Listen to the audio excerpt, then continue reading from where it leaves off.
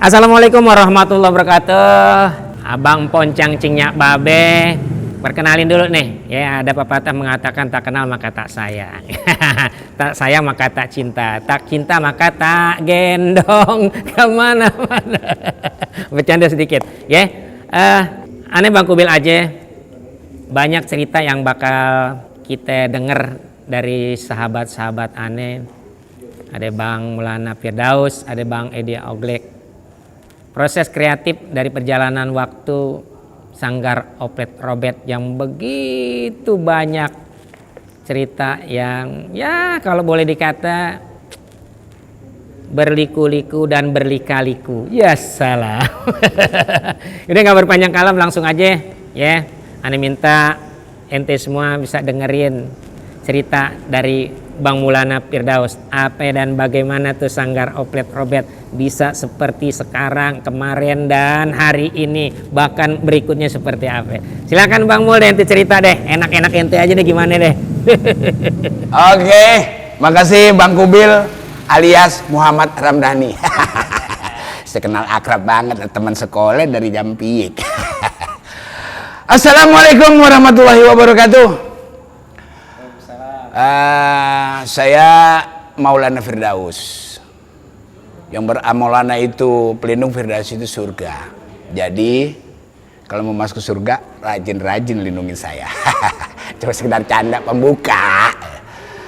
Baiklah hadirin sekalian, saya akan bercerita tentang proses perjalanan kami bertiga ini, trio, sampai terwujudnya sebuah komunitas yang bernama Oplet Robet, ocehan, plesetan, rombongan Betawi. Para hadirin sekalian, ini berangkat dari tahun 84. Kami ini bertiga sama-sama satu sekolah di sebuah sekolah yang bernama SMA YMCA. Itu yang terletak di Jalan Percetakan Negara, nomornya saya lupa, kota Madianya Jakarta Pusat, kelurahannya Cempaka Putih Barat, karena termasuk kelurahan tempat saya tinggal. Nah, di sebuah SMA YMCA dengan dimotori seorang guru yang bernama Narno Sunarno almarhum. Dimotori oleh beliau, kami ini dari siswa dan siswi SMA YMCA membentuk sebuah teater yang bernama Teater Sibi atau Teater Cagar Budaya. Nah, bapak-bapak, ibu-ibu sekalian, Pak Narno ini di sekolahan kami itu mengajar pelajaran kesenian. Dan ternyata beliau itu juga selain seorang guru, beliau itu alumni dari sebuah sekolah, tahun berapa tepatnya saya lupa, yang bernama ASTI, Akademi Seni Asri, maksud saya Asri, Akademi Seni Rupa Indonesia. Beliau sebagai seorang pelukis. Nah, sepak terjang beliau banyak sekali, lukisan-lukisan beliau itu yang boleh dikatakan fenomena pada tahun itu, mungkin tahun 80 ke bawah. Salah satu lukisan yang terkenal itu Menyungging Air. Itu yang saya tahu. Kenapa saya tahu? Karena saya memang sangat dekat dengan almarhum, dengan beliau gitu. Beliau juga sering melakukan pameran di Taman Ismail Marzuki dan juga di luar negeri, salah satu di negara Filipina, yaitu dia memamerkan lukisannya yang menjadi fenomena pada saat itu yang berjudul Menyungging Air. Nah, bapak-bapak, ibu-ibu sekalian, ternyata beliau ini, Pak Narno, selain seorang pelukis, ternyata seorang aktor teater dari sebuah grup yang bernama Sanggar Teater Jakarta, pimpinan Sudibianto, adik kandung dari seorang seniman besar, maestro teater, yaitu W.S. Rendra, pimpinan dari Bengkel Teater. Nah, Mas Dip ini, beliau ini adalah guru dari almarhum gitu. Nah, Sanggar Teater Jakarta itu dialah sanggar yang pertama kali memenangkan festival teater pada tahun 74. Nah saat itu beliau almarhum Mas Narno, Babe yang biasa kita panggil, sebagai aktornya. Yang saya tahu beliau membawakan naskah Tali-Tali, naskah dari Henry Antiarno. Jadi grup pertama yang pertama kali memenangkan festival teater di Jakarta. Nah sampai sekarang, dulu namanya Festival Teater Remaja Jakarta, sekarang berubah menjadi Festival Teater Jakarta itu Bang Kubil, perkembangannya seperti itu.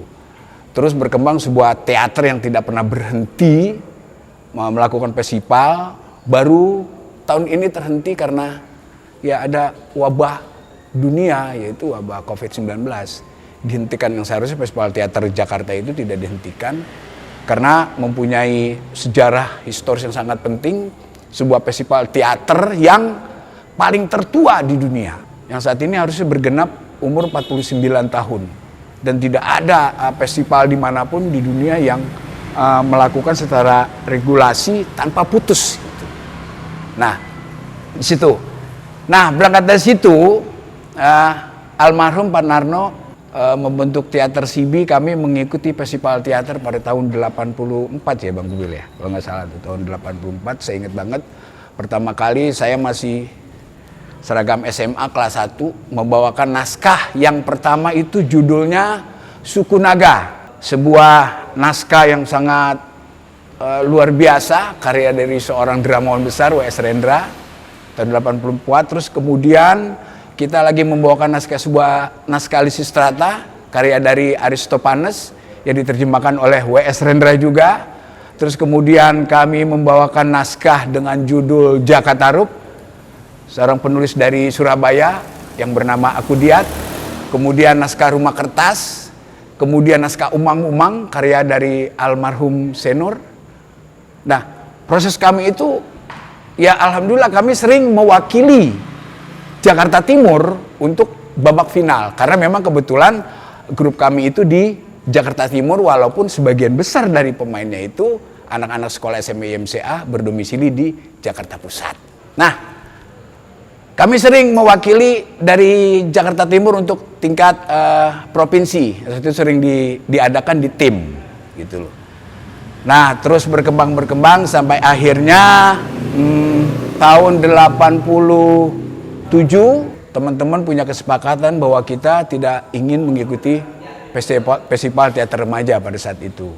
Akhirnya atas kesepakatan bersama, kami sudah tidak aktif lagi di Festival Teater Remaja Jakarta, tapi kami tetap berproses gitu. Salah satu prosesnya kita membawakan naskah naskah Peti Mati, kemudian ada naskah Mahbet. Nah, Mahbet itu gabungan dari dua penulis besar, UNESCO sama naskah William Shakespeare. Nah, itu loh, itu yang kita produksi. Kemudian kedua naskah itu kita pentaskan di tim, tepatnya di teater tertutup. Nah, naskah Peti Mati itu karya Agnes Yani Sarjono juga dimainkan di teater tertutup, cuman beda konsep aja gitu. Kalau Mahbet itu kita pakai konsep lenong Dennis gitu, konsep lenong bangsawan. Nah, terus kami juga sering melakukan pementasan di luar kota. Ya, misalnya kita main di Bandung di Gedung Bintang Siang dengan naskah Rumah Kertas, kemudian dengan naskah Terdakwa karya Ikena Negara. Kemudian kita mementaskan naskah Umang-Umang di gedung wanita, kalau nggak salah gedung wanita di Tegal. Itu proses kami terus sering berkembang, tapi tetap kami proses gitu, proses terus. Nah, kami juga sering melakukan pementasan, bikin sebuah pertunjukan di TVRI. Nah, yang secara kebetulan memang pada tahun-tahun itu ya grup kami Teater Sibi atau Cagar Budaya sangat aktif gitu. Almarhum banyak teman, akhirnya kita diajak kerjasama gitu untuk membuat suatu drama. Pada saat itu kan TV Play ya bekerja sama dengan Sopian pada saat itu sampai tahun 89-an gitu, sampai tahun 90. Terus kita aktif main TV sampai setiap bulan kita produksi terus. Nah, sering perkembangan jalan terus. Nah, terus ya kami tetap berproses gitu. Nah, rupanya pada saat itu ya ada semacam mungkin dunia teater saat itu sudah mulai terkontaminasi dengan yang namanya dunia sinetron gitu. Yang pada akhirnya banyak teman-teman pemain-pemain itu merambah ke sana. Mungkin sinetron sangat menjanjikan secara finansial dan popularitas kali, barangkali gitu. Sementara teater tidak menjanjikan finansial dan popularitas. Mungkin gitu loh. Tapi ini bukan menjustis saya bahwa seperti apa yang saya katakan tadi, enggak, ini cuma sekedar mungkin gitu. Terus berkembang sehingga pada akhirnya ya mereka melanglang buana masing-masing lah. Agak meninggalkan dunia teater, agak loh saya bilang, bukan meninggalkan. Kalau meninggalkan berarti sama sekali enggak kan gitu. Agak meninggalkan, mereka lebih fokus ke merambah ke dunia sinetron gitu. Nah terus kita berangkat itu pernah suatu saat almarhum gelisah sama saya. Suatu saat saya berkunjung ke rumahnya, dia ngobrol sama saya, "Mul, ya be, kenapa? Gue pengen produksi lagi teater nih." Gitu. "Ya produksi aja be." Saya bilang kayak gitu. "Tapi Mul, anak-anak masih mau nggak ya main teater gitu?" Karena memang pada saat itu teman-teman juga pada aktif main di televisi dan sinetron gitu loh. Ya saya bilang, "Be, nggak usah pikir ke situ lah, kita jalan aja be. Mereka itu kan teman-teman semua kan anak-anak didik Babe semua, anak-anak sanggar kita gitu." "Iya ya, tapi gue mesti bayar berapa dia ya?" Wah, saya ditembak kayak gitu, saya meyakinkan lagi tuh, nggak usah berpikir seperti itu be. Yang penting kita kumpulin, kita tanya dulu gitu. Yakin pasti bisa deh. Nah sampai saat itu ya beliau terdiam gitu kan. Nah pada akhirnya ya kita tuh agak vakum tuh. Begitu vakum ya kita agak gimana gitu. Ada Kubil, Edi, saya, ada Apipi. Akhirnya ya kita bergabung ke sebuah komunitas yang bernama Oncor Studio. Itu pimpinan Bang Rai Saetapi. Nah saat itu kami produksi sampai bergabung di situ sampai sekitar 3 kali Bang Kubil ya. 2 atau 3 tahun lah gitu loh di situ. Kami juga banyak belajar di situ, mengasah keaktoran. Saat itu kita membawakan naskah wek-wek gitu kan. Beliau yang menyutradarai, beliau sampai bingung nyutradarain kita gitu loh. "Lo mau latihan kayak apa Bang? Berangkat dari pagi sampai malam, ayo gitu." Memang saat itu kita lagi gila-gilanya gitu. Latihan gak kenal waktu. Sama Rai Saetapi tuh. Kita pentas tuh di Solo ya saat itu bilangnya. Di Solo, terus kemudian di tim acara ulang tahun istrinya saat itu di restoran Jepang. Yang kebetulan seumur umur kita kan belum pernah masuk ke restoran Jepang. Ya makannya pakai apa jepitan gitu tuh Bil. Sumpit, dimasak dulu, dicelepin ke bumbunya, udah tuh bumbu asem gitu. Nah gitu terus perjalanan. Nah kemudian ya di situ beliau mulai sakit-sakitan gitu. Sakit-sakitan terus ya saya sebenarnya bisa nangkep apa yang ada di pikiran beliau gitu. Beliau begitu rindu banget ingin membuat atau produksi sebuah karya teater, tapi di satu sisi pada saat itu psikolognya tidak memungkinkan gitu. Baik itu di stamina beliau, sering sakitan, dan mungkin sama ya situasi pada saat itu mungkin ya salah satu mungkin keuangan apa nih dan lain sebagainya. Karena kan dalam sebuah proses teater itu ya bukan hanya spirit juga yang dibutuhkan, finansial juga butuh kan, kita butuh artistik apa dan lain sebagainya untuk memenuhi sebuah pertunjukan teater. Nah dari situ mulai sakit-sakitan, akhirnya kita melanglang buana tuh, saya, Edi, Kubil, dengan dunianya masing-masing tuh, dengan dunianya masing-masing. Saya ke Jakarta Pusat, berteater di Jakarta Pusat, sampai akhirnya saya juga mendirikan sebuah grup teater, kantong teater yang sampai saat ini juga masih saya gawangi gitu. Nah, Kubil sama Edi tetap masih eksis di dunia sinetronnya. Ya tapi saya kadang-kadang juga sih main sinetron. Main sinetron gitu. Tapi ya alhamdulillah juga saya emang. Suka juga sama sinetron, main layar lebar gitu kan. Layarnya lebar banget, gede banget. Tapi tetap saya masih intens, konsen di teater gitu. Nah, pesan dari beliau tuh almarhum yang nggak pernah aneh lupa tuh Bang Kubil tuh. Dalam kondisi sakit ini beliau ngomong ke saya, "Mul, nah Bebe, lo mau serius di teater?" "Iya Be, lo kan tahu teater itu nggak ada duitnya Mul. Teater itu nggak membuat lo populer." "Iya, saya tahu Be, saya nggak pernah berpikir seperti itu." Kadang-kadang kalau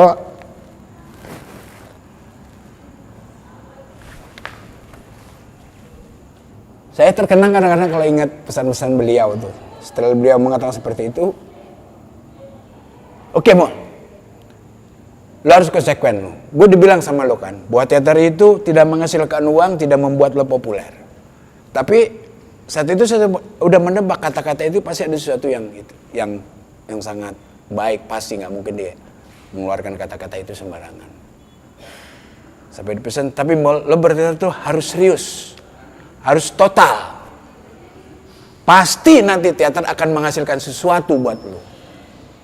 Bentuknya apa? Gue juga gak bisa kasih tahu. Tapi pasti nanti lo rasain. Lo belajar dengan serius sama senior-senior teater. Lo belajar sama Diding Boneng." Saya inget banget itu. Saat itu Diding Boneng memang lagi in-nya. "Iya Be, saya siap. Saya sudah siap. Insya Allah lahir batin saya akan jadikan teater adalah pilihan saya." Setelah berkata itu, beliau memandang saya gitu, cengar-cengir, senyum. Ada tukang bakso lewat, makan bakso dulu. Langsung panggil tukang bakso. Itu pesan-pesan terkadang yang membuat saya terenyuh gitu. Alhamdulillah saya masih intens berteater dan saya menikmati, enjoy gitu. Kalau ditanya manfaatnya apa ya, saya juga nggak tahu, biar masyarakat dan orang-orang atau lingkungan-lingkungan saya yang menilai lah. Saya nggak bisa menilai sendiri, tapi yang pasti buat teater adalah pilihan saya, pilihan hidup saya. Terus saya sering berkomunikasi yang pada kemudian beliau mulai sakit-sakitan, sakit stroke pertama itu beliau, terus kedua, yang ketiga beliau tidak kuat, sampai akhirnya beliau meninggal.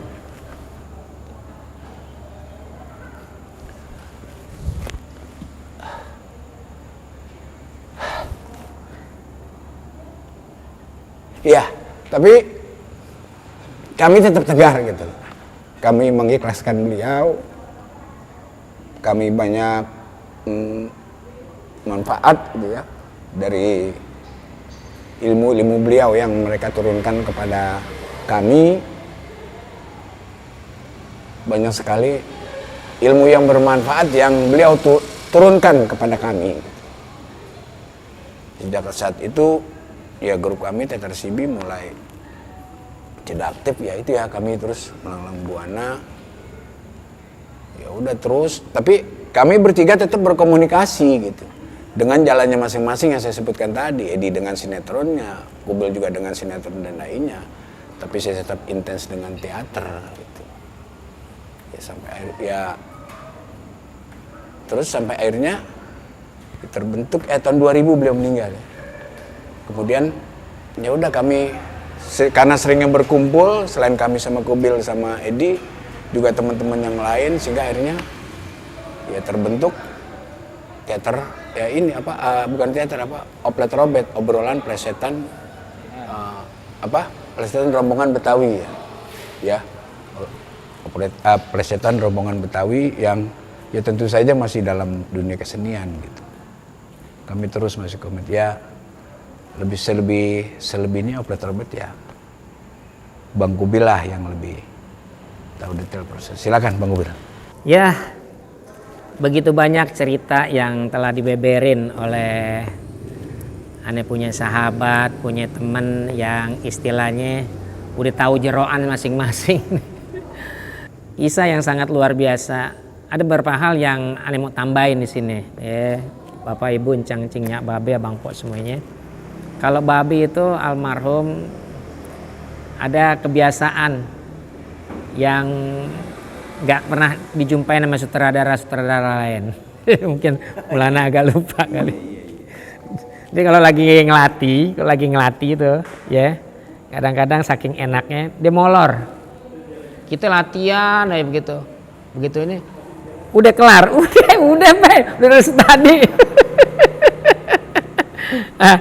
Di samping karya-karya dari para dramawan, seniman Indonesia bahkan mancanegara, beliau juga pernah berkreasi atau berkreatif untuk kita semua. Itu karya, ada cerita yang dinamain judulnya Cintaku di Atas Segel. Wow, luar biasa itu cintanya, luar biasa ceritanya, sangat menarik banget ya. Dan satu lagi yang Bang Mul nggak ceritain, ini sebenarnya sih ini adik kelas, cuman yang songong ini. Jadi Ani duluan masuk IMCA yang tadi apa yang Bang Mul ceritain, kita ini bertiga ya, Ani, Bang Mul dan Bang Edi Oglet ya. Ani kakak kelas ya, Ani masuk duluan, kelas 1, kelas 2 beliau baru masuk ke Bang Edi.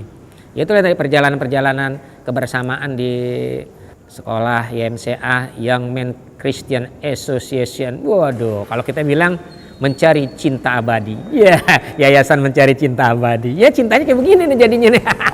Cinta kebersamaan, cinta pertemanan, cinta persahabatan yang sampai sekarang alhamdulillah masih kita kumpul, masih kita guyup di dalam satu wadah Oplet Robet Ocehan Plesetan Rombongan Betawi. Ya luar biasa sih ya. Perjalanan kami sangat luar biasa ya. Bang Mul ngambil jalan yang sangat konsen. Sebab apa? Gimana nggak konsen? Dulu nih Bang Mul kalau Bapak Ibu Cangcingnya, Babe Abang Po semuanya. Ini Bang Mul kalau di teater Sibi, ini wow aktornya. Ini Bang Edi mah kebagian peran kecil ini.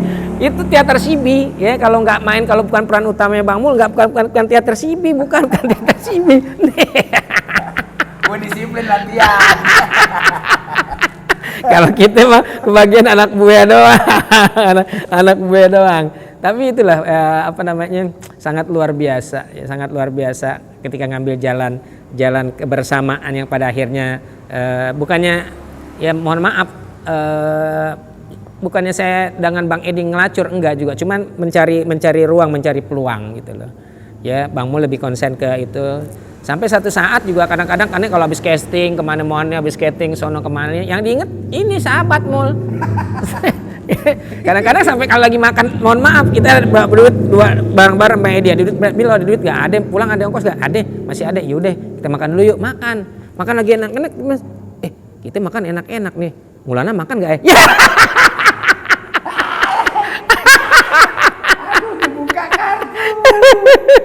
Saking deketnya, saking kita care banget, sampai hal-hal kayak gitu kita ya kita ingat gitu loh. Tapi alhamdulillah Allah masih ngasih keberkahan yang sangat luar biasa, yang sampai saat ini kita masih guyup, masih silaturahim, yang pada akhirnya kita ngebentuk Sanggar Oplet Robet Ocehan Plesetan Rombongan Betawi. Ada cerita yang menarik juga nanti yang bakal diceritain sama Bang Edi, sebab di sini kan 3 sisi mata uang, bukan 2 sisi mata uang lagi nih, 3. Jadi 3 serangkai ini yang boleh dikatakan sampai saat ini alhamdulillah balik lagi masih diberikan keberkahan panjang umur, sehat walafiat ya. Yang ada juga yang nggak diceritain sama Bang Maulana. Kita dulu punya sepakatnya apa? Udah gini aja deh, kita nanti kawin bertiga bareng-bareng. Kawin bertiga bareng-bareng di mana di Jakarta Timur, karena kita kan latihan di Jakarta Timur tuh ya, di Youth Center situ kan ya, di Otista ya, di mana apa udah dipikirin tuh. Pokoknya gue di panggung ya, lo ini di sini, gue di depan, di 3 gitu. Ntar kita diarak dari Kampung Melayu, diarak pakai apa? Pakai delman 3-3an gitu. Punya rencana, tetap dia nyolong duluan, dia kawin duluan. Akhirnya Ani sama Edi udah gue siapin dulu yang dapat jodoh, kawin duluan udah. Maulana duluan, Edi duluan, Ani yang belakangan. Ani yang paling tua belakangan. Jodohnya dapatnya belakangan. Tapi paling banyak punya anak aneh, ya kan? Mulana anaknya cuma 3, Edi 2, aneh setengah lusin. Kayaan aneh. Lusin ceramitan namanya. Di sini juga aneh nggak berdua seperti tadi pembuka kata bahwa kami bertiga ya, ada Bang Edi Oglek, ada Bang Mulana, ada aneh, Bang Kubil Aje.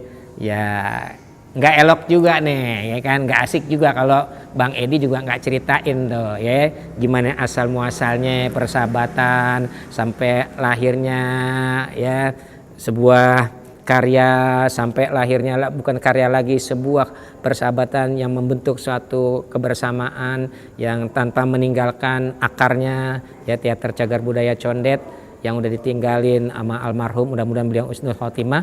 Itu banyak banget ya yang kita dapat, seperti apa yang Bang Mul bilang, banyak ilmu yang kita dapat dari almarhum, banyak kisah yang kita dapat, banyak ilmu yang kita udah raih dari seorang guru ya, bahkan udah jadi seorang sahabat, seorang teman ya, almarhum Narno Sunarno ya, mudah-mudahan beliau husnul khotimah. Banyak yang kita ambil sih ya, artinya kita bisa begini sekarang juga adalah salah satu dari tangan beliau yang tentunya atas ridho Allah Subhanahu wa taala. Ya, kurang elok juga nih kalau cuman aneh sama Bang Mul doang yang cerita ya, perjalanan kebersamaan, perjalanan persahabatan dari istilahnya sampai jeroannya tahu ya kan, jeroan aneh juga dia tahu ya kan. Nah, kita minta deh Bang Edi nyeritain juga ya kan, biar abdol, masa teman kita berdua doang kan, boroknya dia juga punya. Ya Bang Edi deh, silakan deh ngomong deh Bang, enak-enak ente aja ngomong di. Assalamualaikum warahmatullahi wabarakatuh. Ketemu lagi sama saya Edi Oglek alias Kardun Al-Ta'ajirun. Ya, kali ini saya bakal cerita tentang ya masalah asal muasalnya oplet robet. Jadi kalau ngomong oplet robet ini ceritanya kayak gini nih. Syahdan di dalam kata cerita, dulu ada 3 orang nih. Saya, Bang Maulana, Bang Kubil, bertiga nih. Ini teman SMA. Jadi sekolah di satu SMA, cuma beda kelas. Bang Kubil kelas 2, saya kelas 1, tapi di IPA, Maulana di IPS, kelas 1 juga. Gitu. Satu SMA, nama SMA-nya SMA YMCA, Young Men Christian Association. So bahasa Inggris gue ya. Nah, di SMA itu ada ekstrakurikuler itu kesenian. Guru keseniannya namanya Bapak Narno Sunarno. Nah, ekstrakurikulernya kesenian itu jurusannya teater. Jadi kita waktu itu kelas 1-an ngambil ikut teater. Pak Narno lah yang ngelatih. Nah, di teater itu kita diajarin berteater, terus sampai akhirnya jadi satu pementasan yang berjudul pertama kali itu Suku Naga. Karya W.S. Rendra, Suku Naga, dan ekstrakurikuler teater itu diikutin di festival teater tingkat wilayah Jakarta Timur. Kebetulan waktu itu menang. Waktu pertama belum menang. Yang kedua ketika bawa Jakarta Harup baru menang. Karena menang Jakarta Timur, akhirnya mewakili Jakarta Timur untuk tingkat wilayah DKI gitu. Nah, waktu itu nama grupnya bukan YMCA, walaupun nama SMA-nya YMCA, tapi nama grupnya adalah CB atau Cagar Budaya gitu. Nah, ikutlah festival, menang di tingkat DKI. Tingkat DKI mainnya di mana? di tim. Wah, tahun itu tahun 85-an lah. Itu di tim, kalau kita belum mentas di tim, kayaknya belum diakuin seniman loh. Itu jadi tim tuh bener-bener sarangnya seniman pada saat itu. Senimannya gondrong-gondrong. Wah, udah dahsyat deh. Nah, di situ kita mentas. Berapa kali masuk final. Tiap tahun itu kan diadain. Tiap tahun kita alhamdulillah berapa kali masuk final. Nah, sampailah akhirnya lulus SMA. Lulus SMA, kita nggak bubar teaternya terus. Dan Pak Narno Sunarno yang kebetulan dia ngajar, dia juga seorang PNS. Dia PNS tapi di Sudin Kebudayaan. Akhirnya dia keluar jadi guru. Nah, keluar jadi guru dia nerusin aja di PNS-nya. Nah, terus dia buka sanggarnya karena udah keluar dari SMA di rumahnya di Condet, Batu Ampar. Sebelah rumahnya ada TK, nah di TK lah kita ngumpul, TK Simungil. Kita ngumpul di situ. Dari banyak teman-teman yang lulusan SMA ngumpul di situ, lama-lama biasa mulai mental gitu kan. Yang pada mulai kuliah, yang kerja, yang udah nyari ini ya masing-masing lah. Tinggal kita bertiga masih terus nih ikut terus gitu. Sampai akhirnya tahun 89 gitu ya. Pak Narno Sunarno ini, kita main tas di ini. Setelah kita ikut festival, kita ikut di 17-an di kampung-kampung dipanggil. Mentas di kampung-kampung. Karena di kampung-kampung itu kalau pentas teater tuh kurang disuka. Jadi akhirnya kita harus ngelenong biar lucu. Jadi bawain cerita Betawi, nah, lenong lah. Main di kampung ini, di sini terus. Akhirnya kita bikin lenong-lenongan lah gitu kan. Nah, dari lenong-lenongan itu dung sono sini. Nah, terus akhirnya Pak Narno Sunarno ini mulailah kita panggil nggak Pak, tapi Babe. Jadi Babe Narno itu. Nah, Babe Narno ini kebetulan punya temen namanya Pak Hasan Teddy. Hasan Teddy ini orang dinas kebudayaan juga, dan dia punya grup, dia pemain TVRI, pemain teater TVRI. Jadi dia banyak main di TVRI. Dia punya grup juga. Nah, sewaktu-waktu Pak Hasan Teddy ini dapat job dari TVRI untuk grupnya. Tapi pemainnya kagak ada. Maka kerjasamalah antara Pak Hasan Teddy sama Babe Narno. Jadi nama grupnya grup Pak Hasan Teddy. Nah, ini pemainnya pemain dari Babe Narno. Kita lah mulai kenal yang namanya TVRI gitu. Dan waktu itu pertama kali Pak Hasan Teddy ini pemainnya ada yang namanya Bang Norman Shah. Nah, Bang Norman ini akhirnya kenalan sama kita, jadi grup, ngumpul terus. Nah, mulailah Bang Norman tuh kenal sama kita, main terus di TVRI. Nah, di luar dugaan TVRI malah percaya sama Babe Narno. Akhirnya mulai Babe Narno dapat job TVRI banyak. Ya udah, kita main TV terus. Dulu TVRI cuma satu-satunya, TV yang lain belum ada. Jadi begitu kita main TVRI, buset, ngetop juga. Biar kata main drama remaja, gitu kan. Nah, main TV terus. Nah, akhirnya tahun berapa gitu, Babe Narno meninggal.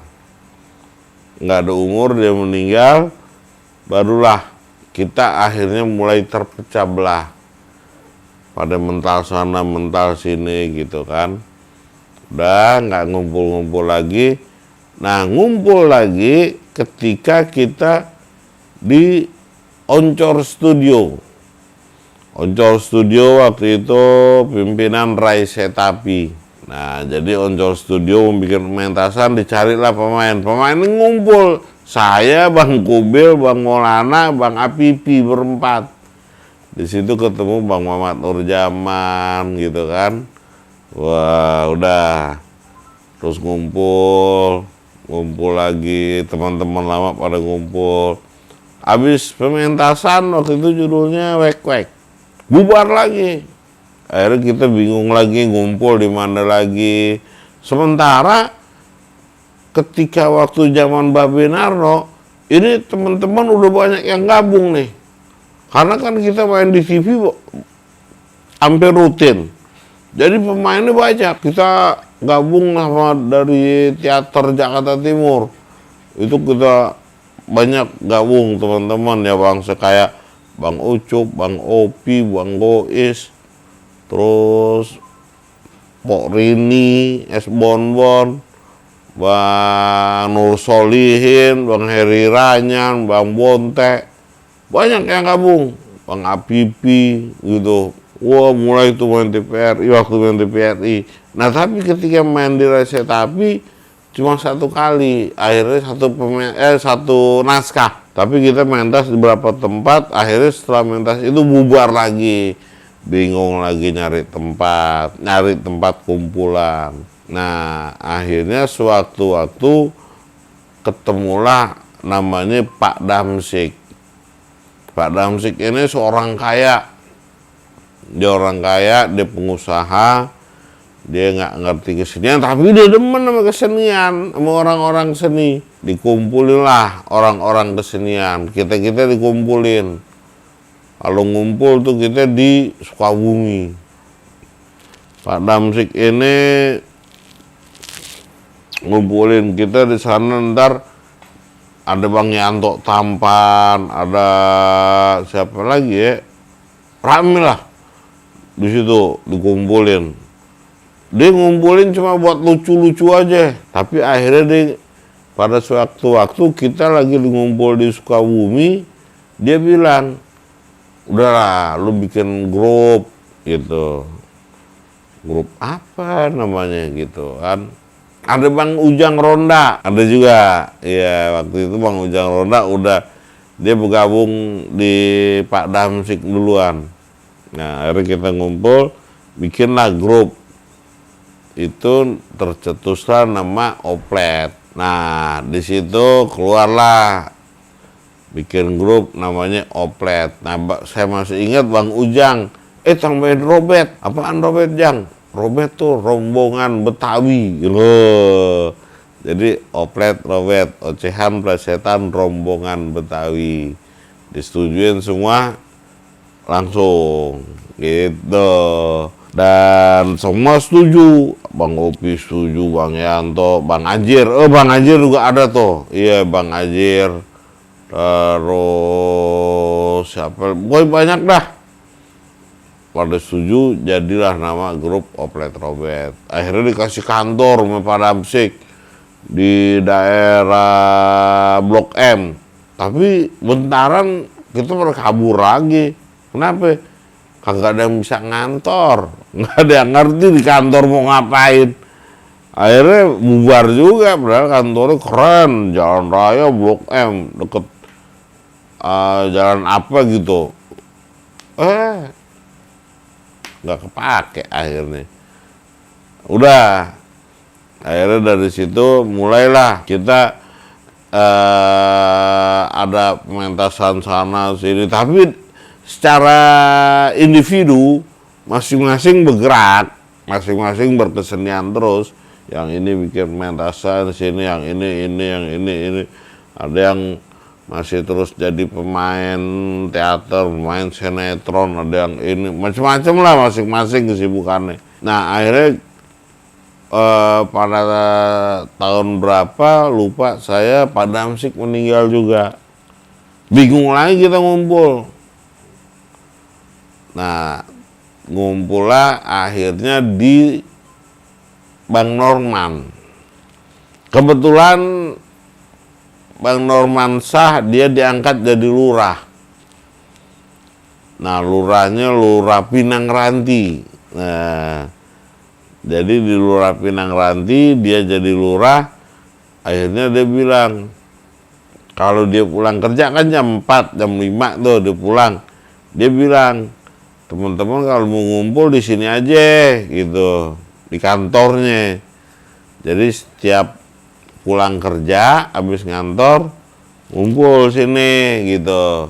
Jadi kita setiap jam 4, jam 5 kalau habis dari mana-mana ngumpul ke kelurahan. Di kelurahan ngumpul sama dia. Teman-teman banyak yang pada ngumpul di situ. Nah, setiap hampir sering lah ngumpul di situ. Jadi kayak markas gitu.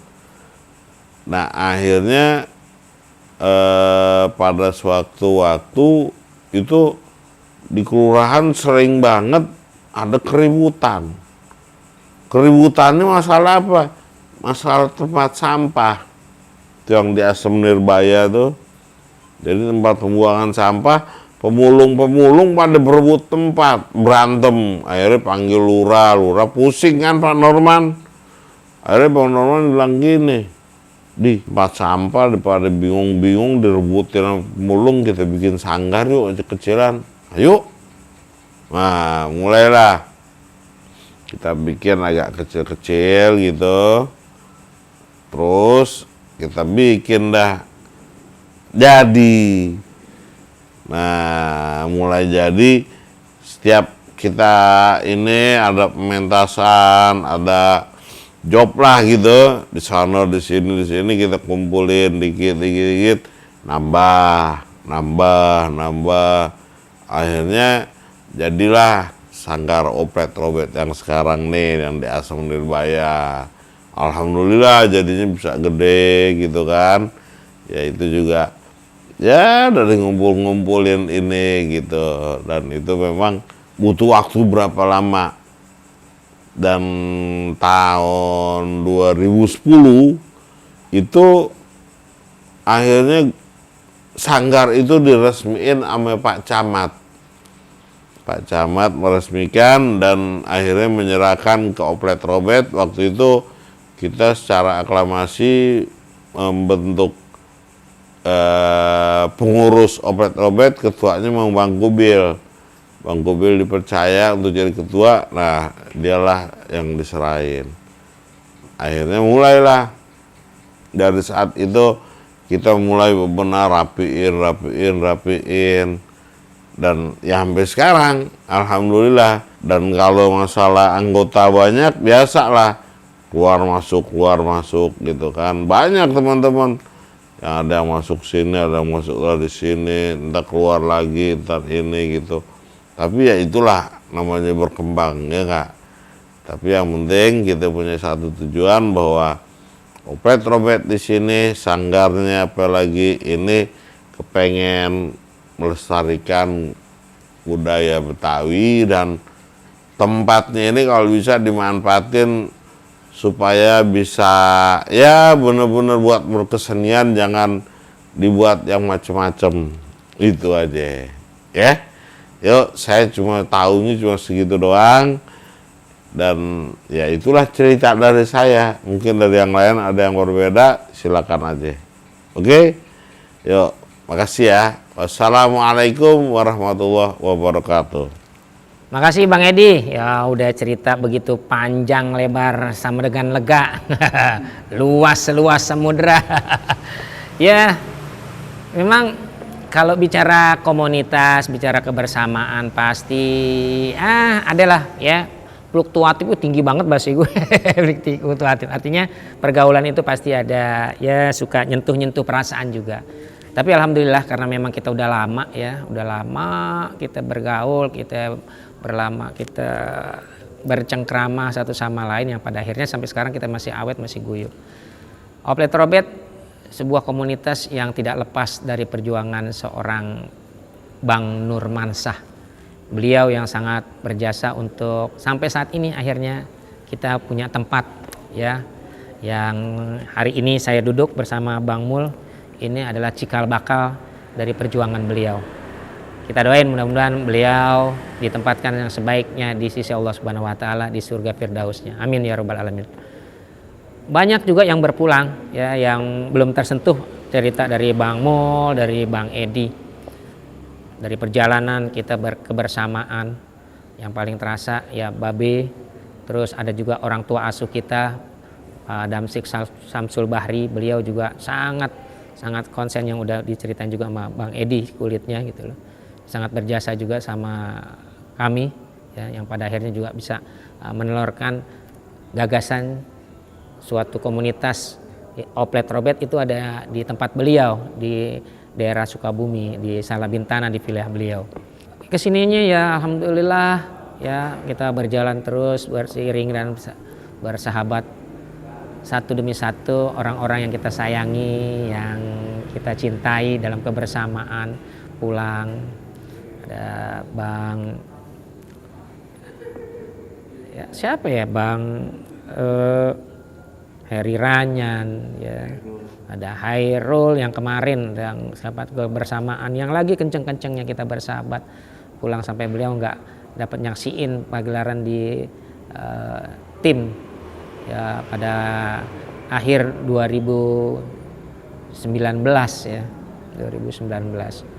Sebelum itu juga kita ketinggalan sahabat kita juga almarhum Bang Norman ya, Bang Dayo, Bang Ipo Apuk ya harapan yang secara pribadi yang aneh pengen,